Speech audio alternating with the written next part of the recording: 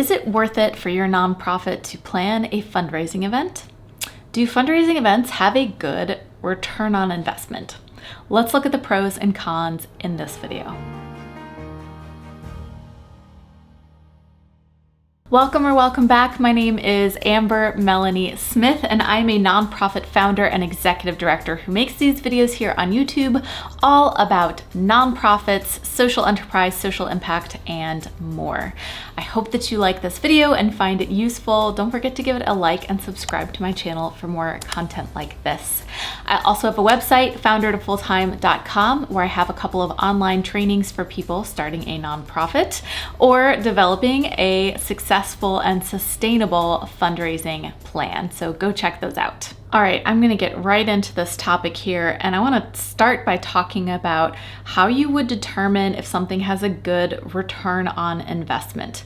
Now, of course, in general terms, a good return on investment means you can answer the question, was this worth it, with a yes. And typically when we're thinking of a fundraising event, because the most obvious metric to measure success by is money, you might think to yourself, well, if the event brought in more money than it costs, then it must be worth it, right? But the answer is a little bit more complicated because money is not all that you put into a fundraising event. You also put in time, social capital, and other resources. So the nuance here on whether or not a fundraising event is worth it comes down to what we call opportunity cost. If you're not already familiar with the concept of opportunity cost, it goes something like this.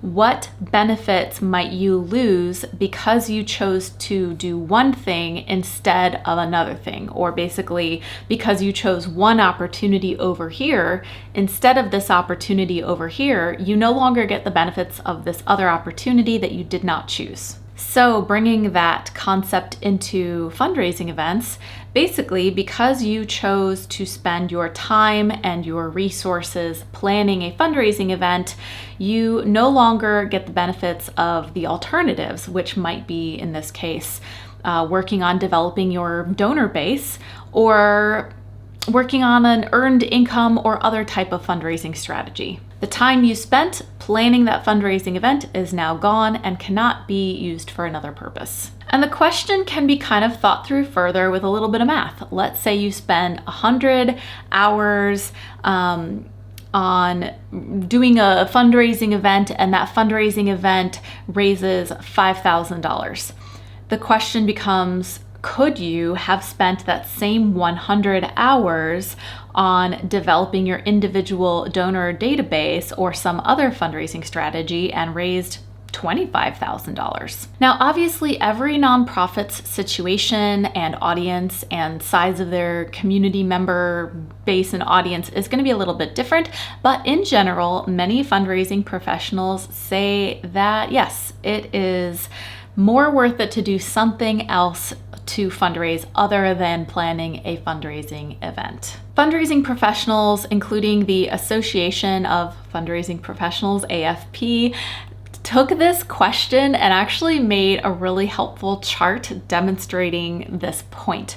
They took the average amounts of money raised by nonprofits in different fundraising scenarios, such as planning fundraising events, asking individual donors and growing your donor base, writing grants, doing major gifts, etc., and found that on average, nonprofits are spending 50 cents to raise $1 when they plan a fundraising event.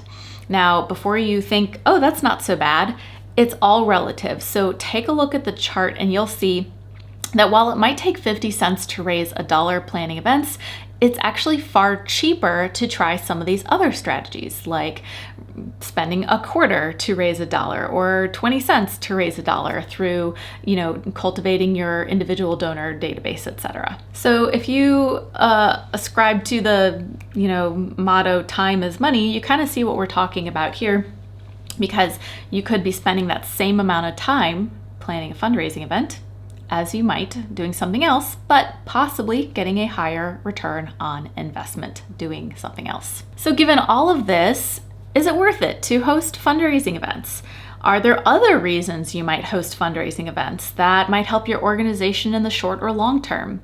I'm going to talk through some pros and cons to help you think about this question and apply it to your unique nonprofit situation. Okay, let's talk through the cons of planning a fundraising event. And I've kind of covered them a little bit here, but I'm just going to summarize them for the sake of this discussion.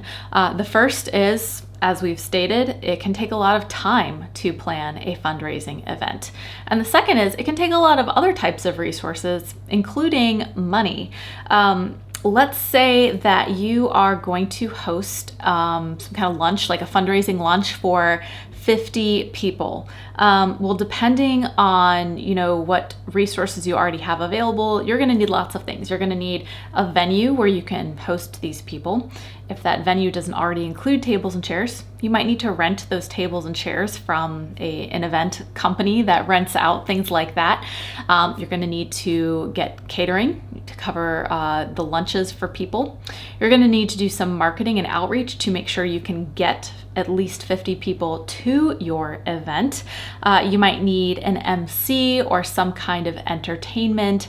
So you see there are a lot of moving pieces to put together an event and to make it a good event, because if you're gonna put in all that time, you may as well make it good. So I did some simple calculations here because I just kind of wanted to demonstrate this concept of financial return on investment a little bit more. Using the example I just gave, if you are in a medium to large city, let's talk about some example estimates of costs for each of the things that I just listed. So a couple $100 to a couple $1,000 for a venue might be what you might expect. And believe me, I've planned my fair share of events. So this is about right for that size city. Renting tables and chairs for 50 guests, if your venue doesn't already include that stuff, that could cost another several hundred. There's the rental fee per chair and then per table, and then they charge a fee to deliver it out to you, and then there's taxes and all that stuff. Let's say you want to make it pretty. So you got decorations that, depending on how crazy you go with those, could be another couple $100. Let's say you're doing a more casual lunch to save money, so nothing too fancy. So let's say you go with something that might be about $15 per person, which is pretty cheap for catering. That times 50 people would be $750. And then of course you've got service fees, taxes, and tip, etc. So you might be looking at like $900, $1,000, and that's on the cheap side. Okay, so let's say for the marketing stuff, let's say you already have a decent sized audience. You might be able to save some money on that. Decent sized audience might mean a lot of people on your mailing list, a lot of people who volunteer with you, people in your mind are likely to buy a ticket to attend this lunch that you're doing. But if you don't have that audience built in, you might need to spend a little bit of money on advertising. And depending on the type of advertising you want to do, could be another couple $100 to a couple $1,000 again.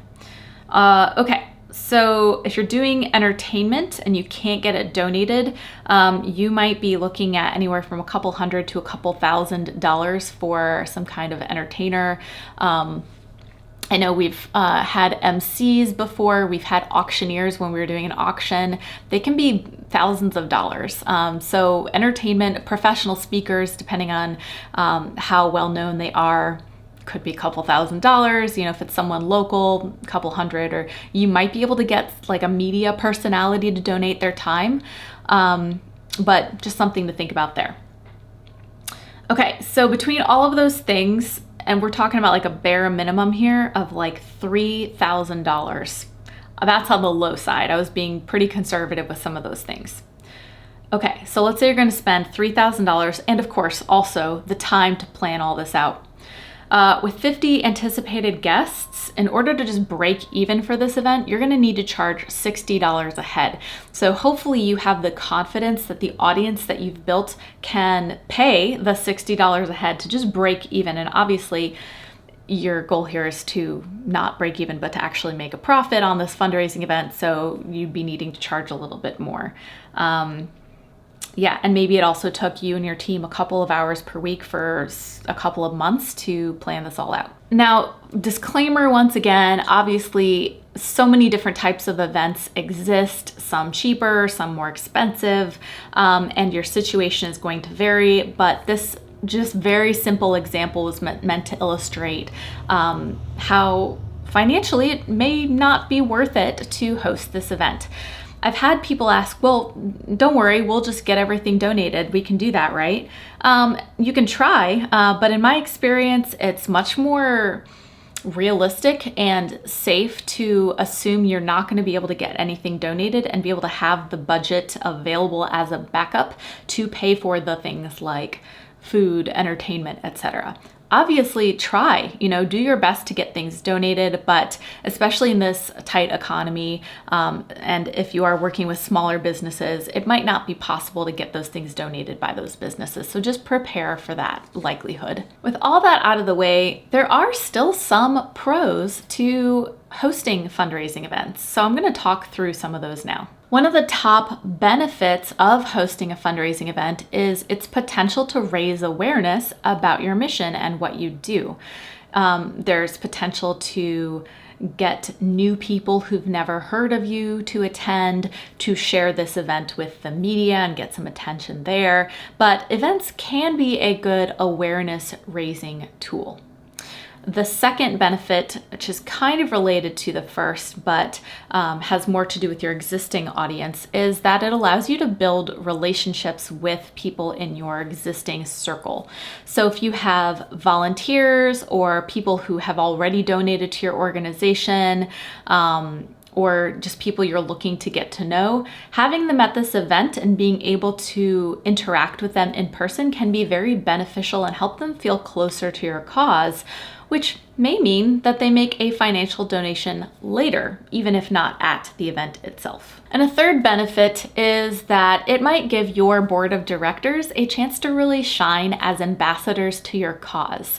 Letting them get out there and talk to the guests and engage with them on the mission and ask them questions about themselves is a great way to further those relationships with people in attendance, and also let your board do one of the things that it should be doing, which is serving as spokespeople for your cause. So for these reasons, especially if you're a small or brand new nonprofit organization, you might think to yourself that hosting fundraising events that are affordable and not too, expensive with all the materials and stuff, they could be worth it for you, because they're going to allow you to, like I just said, build up your audience and deepen your relationship with people who are already interested in your cause.